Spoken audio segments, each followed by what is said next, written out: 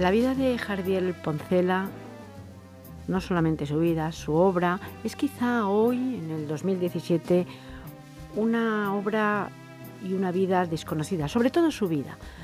Es acercarse a Jardiel, es acercarse a muchas cosas, es acercarse a una personalidad fascinante, desde mi punto de vista, a una obra que merece el reconocimiento constante, no solamente de los ciudadanos españoles, sino del mundo, quizá más conocido fuera que dentro y más reconocido sobre todo fuera que dentro. En fin, de Enrique Jardiel Poncela vamos a hablar en los siguientes minutos y lo vamos a hacer con Enrique Gayut Jardiel, su nieto, escritor y además un conocedor del personaje, de la persona y del autor.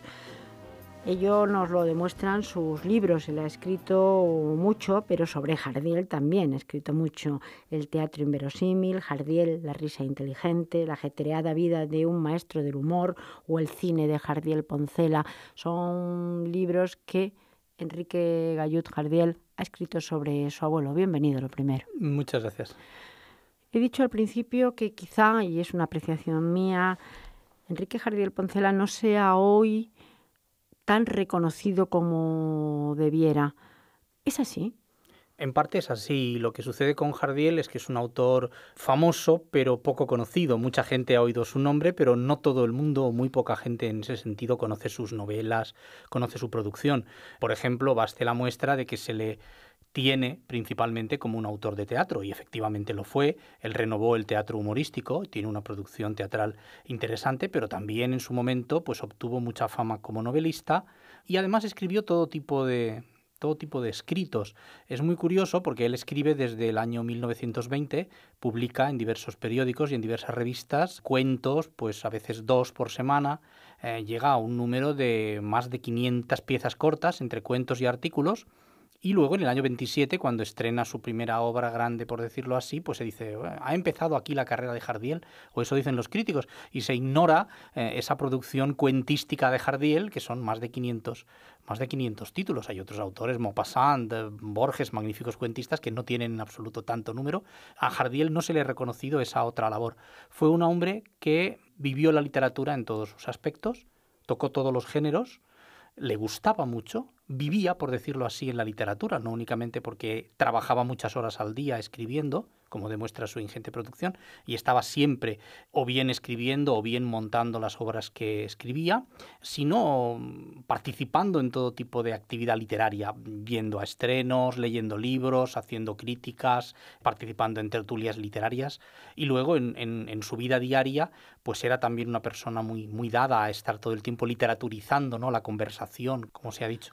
Y estamos diciendo de un Jardiel y hablando de un Jardiel muy joven, porque Jardiel Poncela nació en el año 1901, por lo tanto en el año 1927 tenía 26 años y ya había escrito muchísimo. Estamos hablando de una producción inmensa, es decir, que es verdad, y ahora nos contará Enrique Gayut cómo su familia pues también acompañaba un poco a eso, porque vivía en una familia en la que no eran ajenos a la literatura, al arte, en ninguno de sus sentidos. Esto también es importante, pero desde muy jovencito debió empezar a escribir.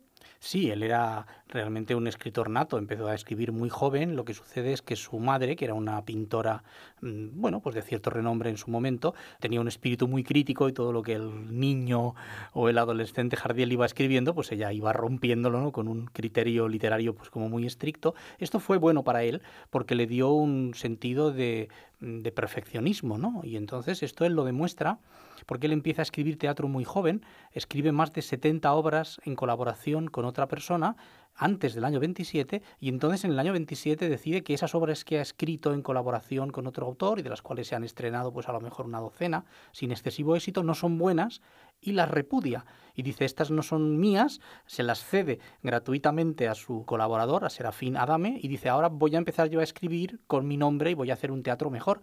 Y entonces estrena en el año 1927 la que se considera su primera obra, que es Una noche de primavera sin sueño. Los críticos dicen, bueno, es la primera obra de un autor. No, no es la primera, es la número 70 y tantos, pero él ejerce sobre su producción un control de calidad muy estricto, por esta forma de educarle que han tenido, ¿no?, tanto su madre, que era pintora, como su padre, que era periodista y corresponsal en las Cortes, de formarle, de dejarle leer todo tipo de libros y de llevarle por el camino artístico. Es verdad también que su madre muere cuando él es joven, creo que tiene unos 15 años, cuando su madre fallece. Yo supongo que esto también sería un golpe porque su madre, como estamos comentando, estaba muy detrás de lo que él hacía. Además era el único varón entre varias hermanas. Efectivamente, además él tenía pasión por su madre, Rayana, en el complejo de Edipo, y además él lo dice muchas veces. Esto le marca también en lo personal, porque él ve, idolatra a su madre, la tiene como muy idealizada, tanto como mujer, madre, como artista, y busca en las mujeres pues una perfección que no acaba de encontrar. Eso le lleva a muchas historias amorosas frustradas, a muchos abandonos de pareja y a una vida realmente sentimental pues como muy ajetreada, que a él le hizo sufrir, como luego reconoce, pero que por otra parte benefició a sus lectores y a sus espectadores, porque dio a su teatro y a sus novelas pues toda una gran variedad, una gran gama de personajes femeninos muy complejos, muy enrevesados, que realmente realzan, ¿no?, su producción. Esta búsqueda precisamente de la perfección que él consideraba que tenía su madre, y si no la perfección, por lo menos de una serie de virtudes importantes que tenía su madre en la mujer, puede ser que le haya hecho ganar quizá una fama posterior de hombre un poco misógino, un hombre que de alguna manera repudiaba a las mujeres, aunque a la vez escribía muchísimo y personajes muy importantes sobre mujeres, cosa que no era muy normal tampoco. No, no era muy normal. Bueno, sí se ha dicho que Jardiel despreciaba a las mujeres. Esto no es cierto. De hecho, él las amaba mucho, tuvo muchas historias amorosas y luego, pues, no solamente lo de su madre, él vivió con sus hermanas en familia durante muchos años, tuvo 2 hijas a las que quiso mucho y él era un enamorado de las mujeres. Lo que sucede es que las mujeres en su vida privada era una cosa y en la vida literaria otra. Él decía que las mujeres buenas, las mujeres honradas, las mujeres inteligentes no son interesantes desde un punto de vista literario. No quedan bien en una novela, en una comedia, no atraen por su misma bondad. Entonces las mujeres que son efectistas y que resultan para un argumento, pues son las malas, las traidoras, las tontas, y sus personajes, tanto los más importantes como los menos importantes, tanto en sus novelas como en sus comedias, pues suelen ser mujeres locas, disparatadas, que hacen sufrir a los hombres, inconstantes, casquivanas, un poco locas, y eso pues ha hecho también, ¿no?, que se perpetúe esta idea de que Jardiel despreciaba a las mujeres. Sin embargo, hay una comedia muy interesante que es El sexo débil ha hecho gimnasia, que es una obra totalmente en defensa de la mujer. Una obra en donde se dice que la mujer, que ha estado sometida durante muchos años, ¿no?, a la sociedad, pues ha dado un paso adelante, se ha modernizado, ha sabido superar un problema y entonces plantea una situación de mujeres con problemas en el siglo XIX y cómo todas sufren por ser incapaces de resolverlo, y el mismo problema en el siglo XX con otras mujeres que ya han hecho gimnasia, como el título dice, y consiguen resolver sus problemas a base de iniciativa y a base de haber logrado tener su puesto en la sociedad. Hablamos de la primera obra teatral estrenada, Una noche de primavera sin sueño, y podemos también decir que no mucho tiempo después se crea su primera novela y es Amor se escribe sin H. ¿Qué diferencia y qué evolución hay en estos primeros años de obra publicada como Enrique Jardiel Poncela? Bueno, él se pone, como ya he dicho antes, unos criterios de calidad muy altos, ¿no? Ya considera que cualquier cosa no vale. Hay que ver que en sus primeros años, pues él, como cualquiera, pues tenía pues unos modelos literarios, tanto en teatro como en novela, y que, aunque ponía su propio estilo, pues intentaba también seguir un poco lo que se hacía, hasta el momento en que él considera que el humor de aquel entonces, el humor de la llamada generación simpática del 98, de Pérez Zúñiga, de Muñoz Seca, pues que estaba ya un poco trasnochado y que además era muy limitado. Era un humor verbal, muy basado en los chistes, en los juegos de palabra. Era un humor basado en los tipos típicos de España, un humor muy sainetesco.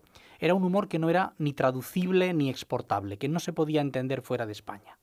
Y entonces él decide hacer todo lo contrario, un humor que en vez de estar basado en el chiste de la lengua esté basado en la situación, no en lo que dicen los personajes, sino en lo que les sucede, y un humor cosmopolita intemporal, que pueda igual la acción situarse en Madrid, que en Buenos Aires, que en París, y que pueda entenderse en cualquier lengua, que pueda traducirse y entenderse, o que pueda cambiarse en el tiempo y entenderse. Eso ha hecho que su teatro, por ejemplo, tenga vigencia y sus obras se puedan representar hoy sin apenas necesidad de tocarlas, porque no hay referencias a aspectos de la época, ni dejes en el habla que fueran solamente privativos de aquel momento. Entonces hace un teatro nuevo. Es un humor nuevo, aunque hay algunos dentro de las vanguardias. Efectivamente, aunque hay algunos que dicen que tiene que ver con el humor absurdo o el teatro, sobre todo sobre el teatro del absurdo. ¿Es así? Yo no lo veo así, Yo creo que dentro de la vanguardia que les permitía, por supuesto, la experimentación en muchos terrenos, pues mezcla de géneros, invención de procedimientos nuevos, y de hecho Jardiel lo hace, pero no hay absurdo ni en sus novelas ni en su teatro. Hay, y es lo que yo he utilizado para el título de uno de mis libros, el elemento inverosímil, ¿no? Lo raro, lo anómalo. Pero son situaciones que evidentemente es lo que Jardiel busca. Él considera que no tiene sentido construir un teatro con toda su maquinaria, sus telones y tal, para contar lo que pasa en la vida real y lo que podemos ver en la parada del autobús o en una cafetería. El teatro es para mostrar lo raro, lo inusual, lo que no suele verse, que dentro de los límites de lo lógico. Entonces, sus planteamientos pues son distintos, son extravagantes si se quiere, son exagerados si se quiere, pero todos tienen una lógica. Todos los asuntos que se plantean al inicio de sus obras se resuelven y se explican y se aclaran al final. No hay ningún absurdo, todo es coherente y acaba siendo explicado y teniendo su sentido. Tienen todos una lógica y además tienen un porqué, es decir, hay una línea argumental que sirve. Y dentro del humor es curioso que tiene, no vamos a decir una moraleja, porque quizá la palabra también quede trasnochada, pero sí de alguna manera los personajes te llevan a situaciones y a sentimientos que todos podemos sentir. Sí, por supuesto. El teatro de Jardiel no tiene una moraleja tal cual, pero sí tiene un propósito. Cada obra tiene un propósito. Hay un elemento de crítica social, no de una manera directa, sino a través del género que él elige. Entonces está criticando a ese mismo público que está viendo ese tipo de teatro mediante los personajes que están en escena y que representan pues a las distintas clases sociales. Hay mucha crítica de las profesiones. Una gran gama de profesiones desfilan, ¿no?, por el teatro de Jardiel: médicos, abogados, ingenieros, científicos, poetas, escritores, periodistas, y contra todos lanza sus dardos. Volvamos un poco a su vida, pero a su vida para Sí. luego llegar a su obra, porque nos hemos quedado en que Jardiel pierde a su madre pronto, que su vida amorosa es bastante convulsa, en el sentido de que pues no llega a tener quizá una estabilidad, sobre todo al principio, y ama también mucho y no sé si es muy amado, y también políticamente. Hablamos de una crítica social, pero políticamente no se sabe muy bien dónde situarle. Yo digo, aunque hay muchos que le han situado, es decir, todos le situaban, aunque no está claro dónde estaba situado él. Él no estaba en ningún lado.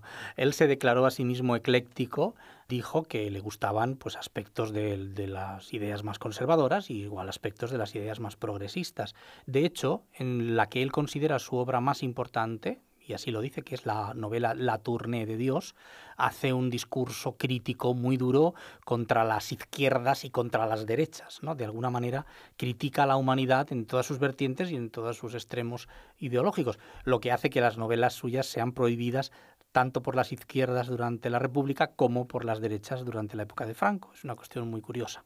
Él en su formación, en su casa, pues vio un ambiente más progresista que otra cosa. Su padre fue uno de los fundadores del Partido Socialista, era un mundo bohemio, un mundo más libre.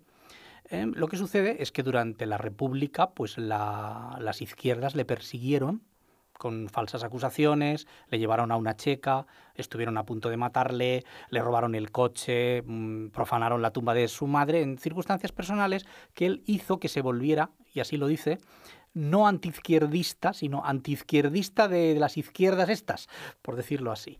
Entonces, en un momento dado, él consideró que el golpe de Estado del general Franco pues estaba bien porque ponía fin a una época de desorden, y lo dijo hasta que pasaron 2 semanas. En cuanto vio, evidentemente, la represión que había, no volvió a defender ese régimen. Entonces, eso ha llevado a la idea de que Jardiel era un escritor de derechas y que vivió en España durante la época de Franco sin mayor problema.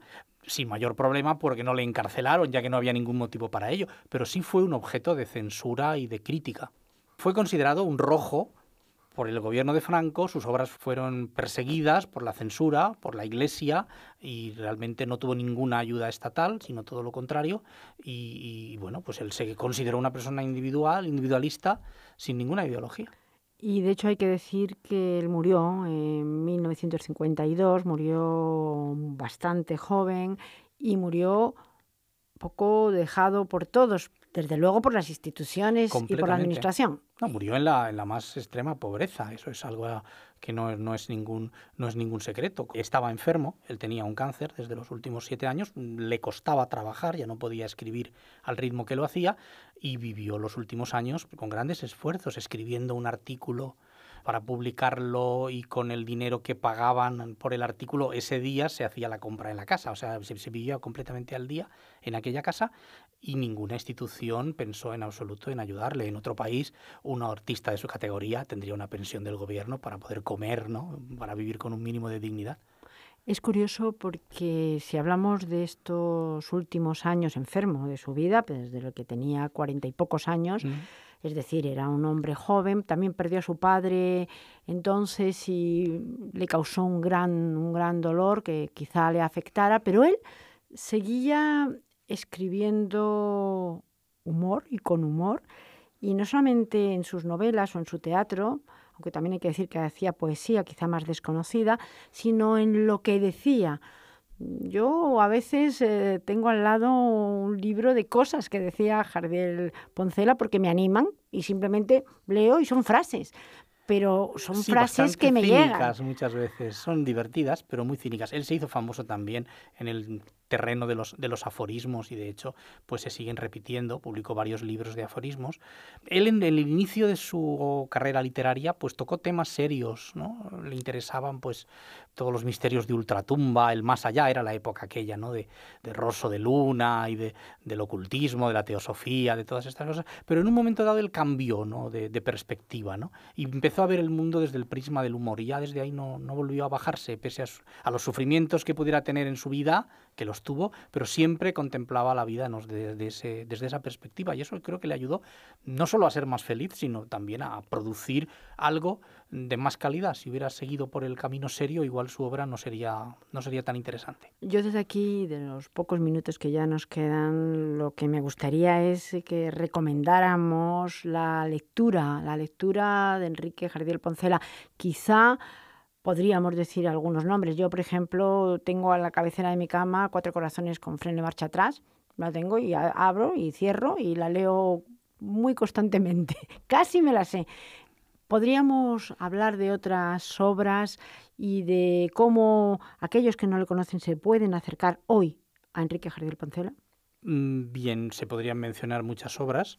Eloísa está debajo de un almendro, es un clásico. Un marido de ida y vuelta, o Angelina o el honor de un brigadier, son obras excelentes en lo teatral, pero si hablamos del lector yo casi recomendaría más sus novelas, empezando por La Tournée de Dios, pero bueno, las otras, tú has mencionado Amor se escribe sin H, pero hubo alguna vez 11.000 vírgenes, es otro de los títulos, y también Espérame en Siberia, vida mía. Son obras muy divertidas, muy interesantes, muy actuales, con un lenguaje muy moderno, no hay nada en ello arcaico.